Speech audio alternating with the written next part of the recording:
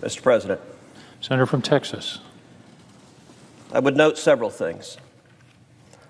Number one, the senator from Illinois said he didn't know if the number of illegal immigrants getting checks from the Democrat stimulus bill was in the tens or the hundreds or the thousands. With all due respect, he does know that. It's not in the tens, it's not in the hundreds, it's not in the thousands.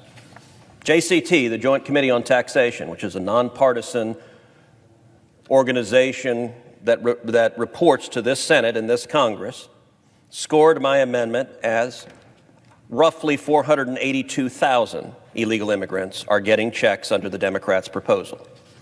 Two outside organizations have scored it as millions of illegal immigrants. And I would note what Newsweek said when they corrected their fact check, and I'm going to read a quote. The ruling, true. Cruz's claim that millions of illegal immigrants would receive stimulus payments is true, given that the amount of people who have overstayed their visas over the year. Once they overstay, they are technically considered illegal. Nowhere in the senator from Illinois' remarks was a word of apology for falsely calling me a liar on the floor of this Senate and on Twitter. That is unfortunate.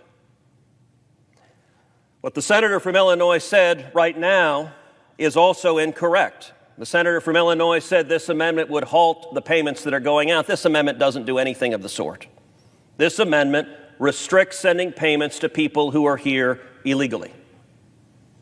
When the senator from Illinois said he would love to do that, with all due respect, that doesn't withstand even the slightest bit of scrutiny, because if he would love to do that, all he had to do was not object.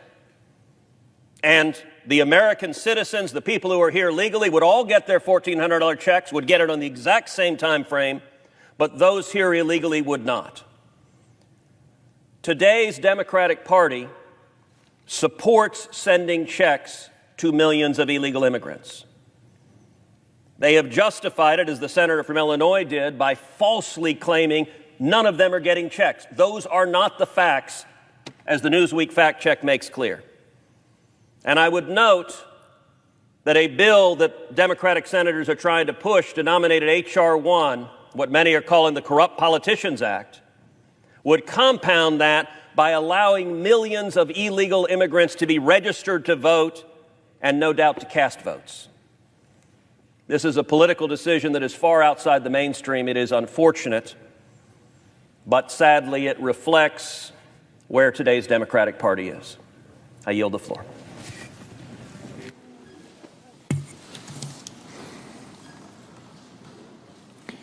The clerk will report the motion to invoke cloture.